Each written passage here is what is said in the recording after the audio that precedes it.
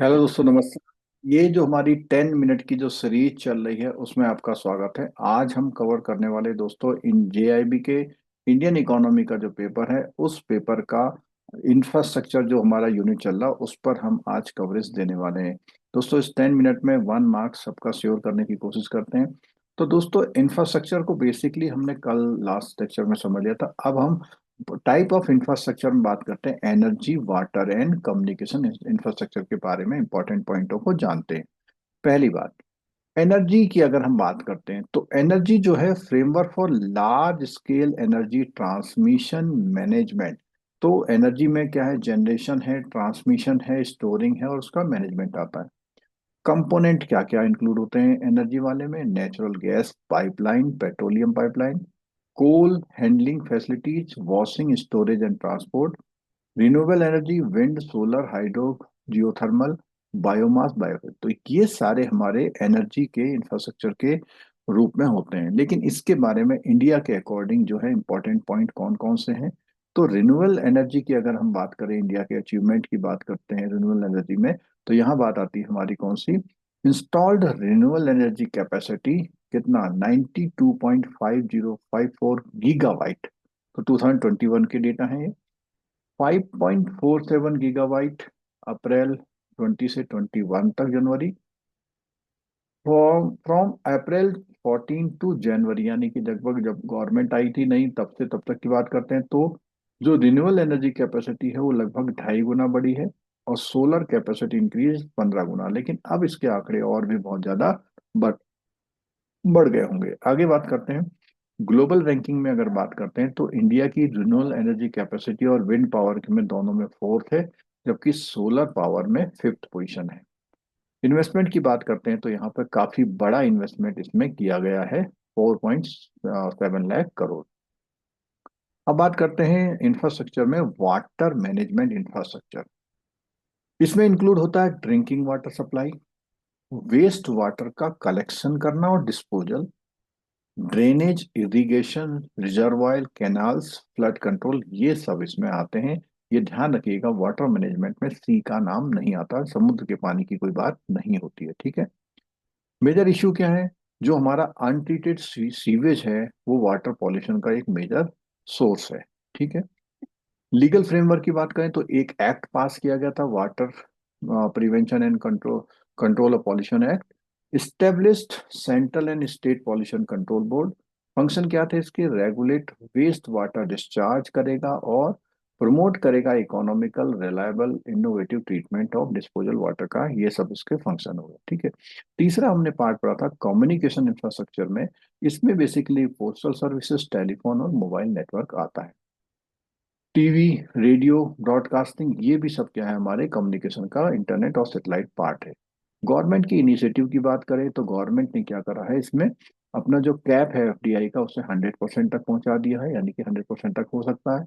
और 2020 में productive linked product link जो है इंसेंटिव स्कीम होती है, वो जितना प्रोड्यूस करेंगे और लार्ज स्केल इलेक्ट्रॉनिक मैन्युफैक्चरिंग के लिए आई। फिर एक तरंग संचार नाम का पोर्टल लॉन्च किया जिसमें हमारे टावर्स में जो इमिशन होता है उसके कंप्लाइंस को चेक करने के लिए, और 20,000 करोड़ जो है national optical fibre network project के लिए लॉन्च किए गए। ब्रॉडबैंड टू 2.5 लाख ग्राम पंचायत को, और सपोर्ट ई हेल्थ, ई एजुकेशन और ई गवर्नेंस यहाँ पर किया गया। अब दोस्तों इसे बेस कुछ क्वेश्चंस कर लेते हैं, हमारी प्रैक्टिस हो जाएगी ठीक से। विच of the following is a component of energy infrastructure. तो एनर्जी इंफ्रास्ट्रक्चर की बात आती है, इरिगेशन, पोस्टल, नेचुरल और ईएमएफ। तो हमने देखा था गैस पाइपलाइन जो है हमारा एनर्जी इंफ्रास्ट्रक्चर का पार्ट है, ठीक है। नेक्स्ट क्वेश्चन में बात करते हैं। इससे पहले हम आगे बढ़े, आपको एक जानकारी दे दें कि लास्ट 30 ईयर में 10 लाख से ज्यादा बैंकर्स ने हमारे वीडियो लेसन और पीडीएफ नोट्स के थ्रू अपना जेआईबी, सीआईबी और प्रमोशन एग्जाम क्वालिफाई किया है। और इनमें जो हमारे जो कोर्सेज हैं nstore.schoolofbanking.com वेबसाइट पर या हमारे मोबाइल एप्लीकेशन पर आप इन कोर्सेज की जानकारी ले सकते हैं, ठीक है। नेक्स्ट क्वेश्चन की बात करते हैं, what is the global rank of solar power capacity in India. India की सोलर पावर कैपेसिटी में कितनी रैंक है। तो हमने देखा था दो मामलों में फोर्थ रैंक थी, लेकिन सोलर पावर में इंडिया की जो रैंक है फिफ्थ है, हालांकि वेरिएबल है, आगे पीछे कम ज्यादा हो सकती है, ठीक है, लेकिन सोलर एनर्जी में काम अच्छा हो रहा है तो इसकी चांसेस बढ़ने के ज्यादा है।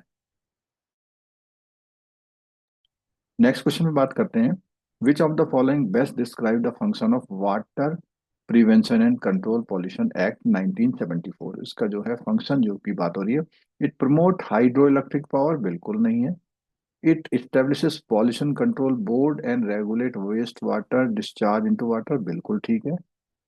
It provide subsidies for irrigation and drinking water infrastructure, बिल्कुल नहीं है, इरिगेशन का कोई रोल नहीं है इसमें। It governs construction of dams, इसका भी कोई रोल नहीं, तो B option is the correct option, ठीक है।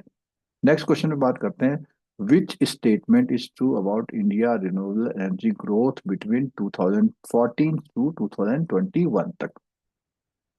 तो हम देखना है कि solar energy capacity doubled while renewable energy capacity remain constant, ना ऐसा नहीं है। रिन्यूएबल एनर्जी कैपेसिटी 15 टाइम, नहीं ऐसा नहीं है।